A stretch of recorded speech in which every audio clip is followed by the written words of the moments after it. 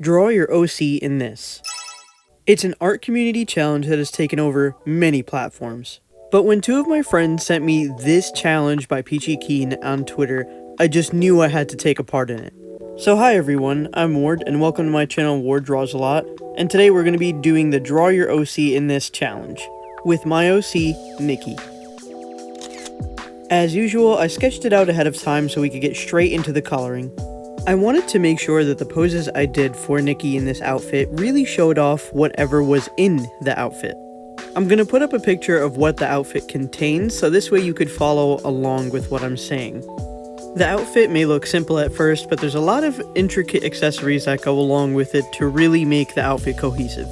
Off the bat, you can see that the main color scheme is definitely pink and variations of it, along with white. The biggest part of the outfit is probably the heart shape that is attached to everything that goes along with it.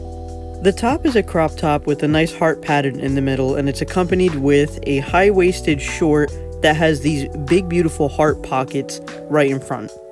The shoes are pink platforms with a white bottom that have these white straps across the shoe along with heart buckles on all three straps. The accessories include these heart beaded bracelets, these earrings that are in the shape of a heart with kind of like a flame going across the middle of them, a choker that has a chain connected to it with another heart chain, a pair of sunglasses that are in the shape of a heart with horns on it, hairpins that have little hearts at the end, and a water bottle with a heart pattern on it. And then finally, you have the socks that are white and pink to just kind of go along with the outfit. Now, with all this stuff going on in the outfit, I really wanted to make sure that whatever pose I was going to put Nikki in, it would show off the entirety of the outfit. I didn't want to leave anything out or behind because I really wanted to make sure every single element was used. The benefit of having so many different accessories within one outfit is you're able to at least kind of play on them with the pose. On this side of the sketchbook spread, I made sure that he was at least interacting with some of the accessories, which is why you see him kind of pulling the sunglasses up, looking at you, like the viewer, and the water bottle is just kind of lifted off to the side as if he's like just holding it casually. I made sure that when I did translate the outfit to how Nikki would wear it, I definitely wanted to make sure his personality kind of came through with it. Like, of course, he's used to wearing girlier clothes because he just likes to, that's his personality. So wearing the crop top was no problem. But when it came to the high-waisted shorts, I usually don't picture Nikki in high-waisted anything because, you know, he's a hoe, okay? he likes showing off the midsection, stuff like that. So he would take the high-waisted shorts and then, of course, make them low-waisted because he can. I also made it to where he's only wearing one of the earrings instead of both because that's kind of like his trademark, is only wearing one earring. The one that I usually draw is the cross earring, but he'll obviously switch it out for the outfit that he wants to wear. So in this case, he's just wearing it on the one ear for this outfit. Luckily, because the outfit colors are actually really simple, the only thing that took the longest was his hair, especially because I like to put a purple highlight somewhere in the middle of it, so it kind of has some dynamics to it. The rest of the outfit really wasn't a problem. Of the entire thing, I think my favorite part is his expression, just the way he has his lips pursed and then looking onto the viewer and stuff like that. Like, that just, my brain just went unga bunga, okay? Like, there was just a beautiful moment in my mind where I was like, this is it. This is my magnum opus, bro. This is the peak of everything that I've done right now. So I was like, I love the way it looks, and I literally wouldn't change it for anything right now. So because of the amount of color matching that I had to do, I really wanted to make sure I got it right. Some of the markers might be off because I couldn't match the outfit colors exactly, but for the most part, I think I got really close onto what the colors were actually like giving off in the photo. I did contemplate doing this digitally at first because I was like, oh, I could just color match easier, and then like I could just take from there and it would just be, you know, not as much of a hassle when it comes to that. But I'm gonna be honest, like sometimes digital art really just like does not inspire me. I have been doing it only for like a good maybe 4 years now, something around there, 3-4 years now. And even till this day, every time I'm like, okay, let's do some digital art, I'm like, man, but this shit sucks. Like, it just isn't nearly as fun to me. And it's probably because I grew up with traditional art my entire life. So having the pencil, pen, marker in my hand with the sketchbook, it really feels like comforting and almost like loving. To me, it's like something that truly warms my heart. There really is a disconnect when it comes to the digital art aspect in my art life, because like it's just it disconnects. It doesn't feel like paper. You don't get that smell of the art supplies, stuff like that, but you get the benefit of having all the resources on there, like picking colors that you need or want or are super rare to get or find, along with like using any kind of brush needed for a certain effect.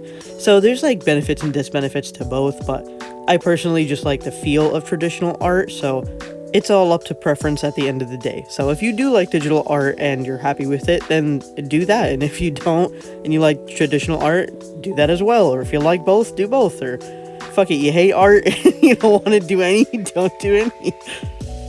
Coming back to the sketchbook spread, the second pose I really wanted to put in what I couldn't with the first pose, especially because the first pose was kind of like midsection upwards, so the entirety of the bottom was left out, which means you didn't get to see the shoes, the socks, or like the shorts. So I wanted to try and make a pose that really brings out the rest of the outfit. Now, the only issue that I had was, how do I fit his entire body on this small piece of paper in which I don't know how to fit his entire body? So the only way that I thought I could actually do this was give him a pose that really shows off kind of like the bottom part of his body, so this way you could see the rest of the accessories.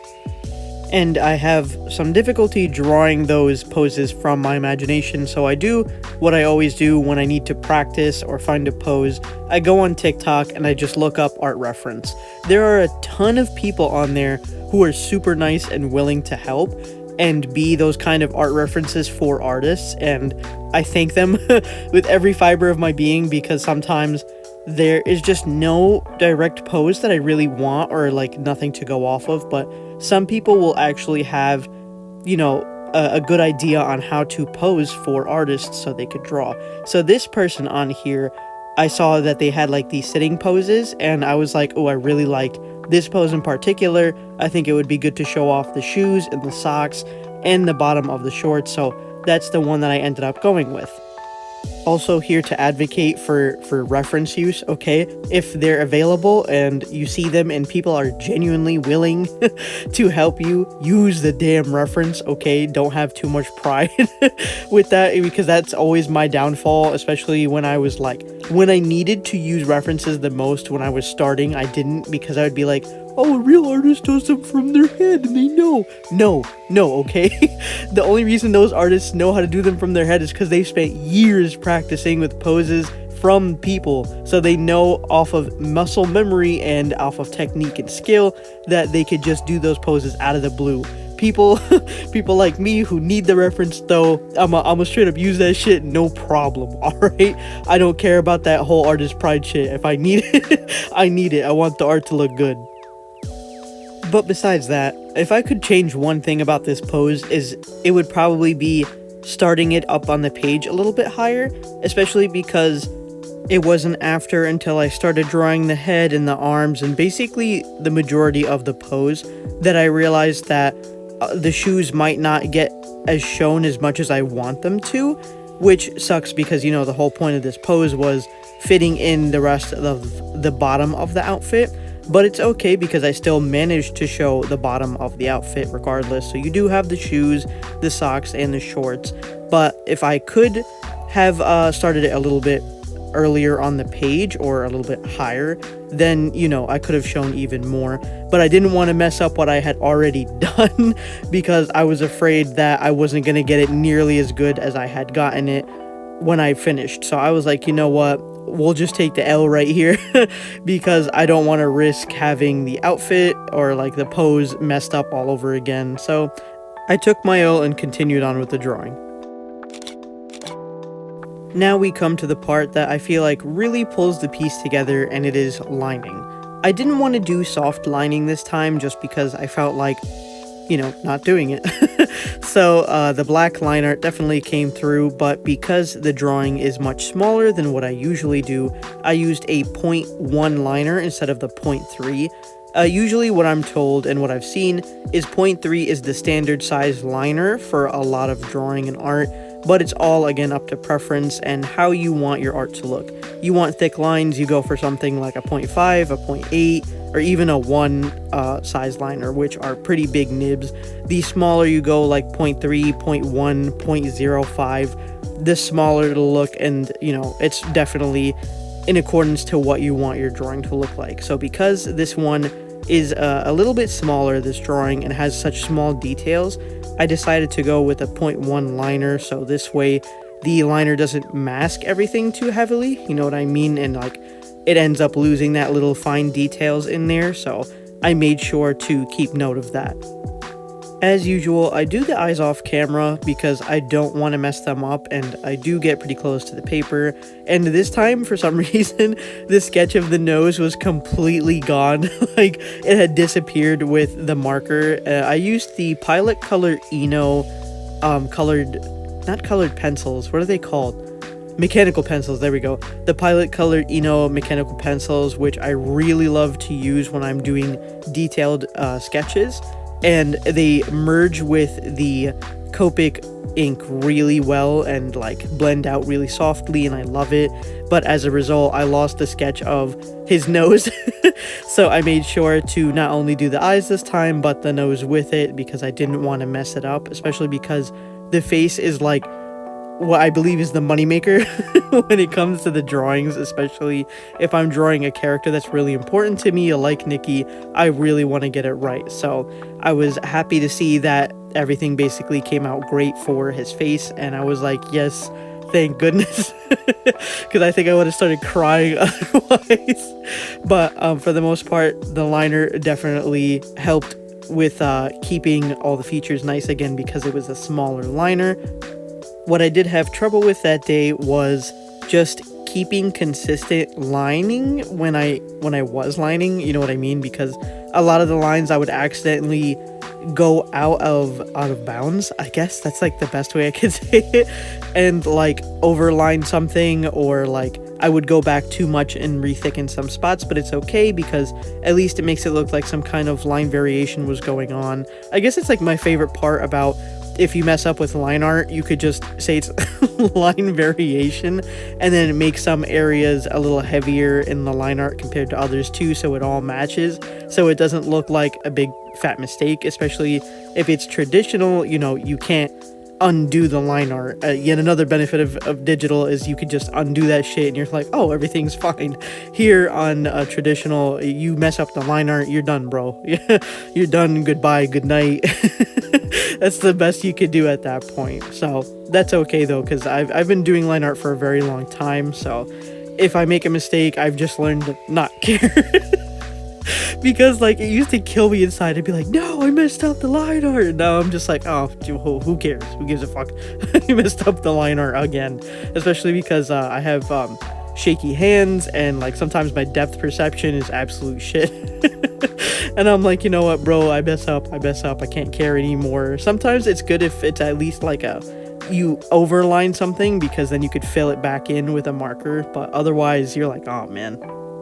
After the line art came my absolute favorite part of the drawing, which is taking the Uniball Signo gel pen, and this one was in metallic in specific, and then coloring in all the chains and accessories with that gel pen. It felt so nice to use. Number one, using a fresh gel pen feels like nothing else, let me tell you, because that shit felt so smooth. I was like, damn, this is nice. So I was happy to use that silver, especially because that was the whole point of buying it for me, was using the silver and the gold pens for jewelry, and I managed to get to do that here, and I was just ecstatic. Even though it was such a small and short-lived portion of the entire piece, my dopamine was the biggest high ever.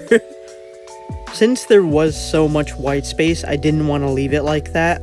So what I did was I took the Edding paint pen that I had bought a little bit back and decided to use that for like background elements. The marker that I was using, which was I think like a magenta color, for some reason I was having some difficulty with the flow of the paint pen, which for some reason I have difficulty with every paint brand that I use. Is just a paint pen is like, no, and I'm like, oh fuck. So I sat there and struggled with the paint pen for like 20 minutes, and I was like, bro, this shit is just not working. So what I did is I went back into the paint case and tried to see if I had a fat marker version of that magenta color, and I ended up having one. So what I did is I activated that fat magenta color marker instead, and then filling in like all the nasty little gaps that the small one left behind, so it looks much smoother, which I was really happy about. The last final touch to kind of bring everything together was using a hot pink paint pen from the Edding markers and doing a bunch of little hearts everywhere to kind of, you know, keep everything cohesive. And it honestly is one of my favorite drawings ever. I really love them both, but especially the one where he's holding the water bottle. And I loved this challenge so much. So yeah, thanks so much for watching, and remember, I love you. Bye.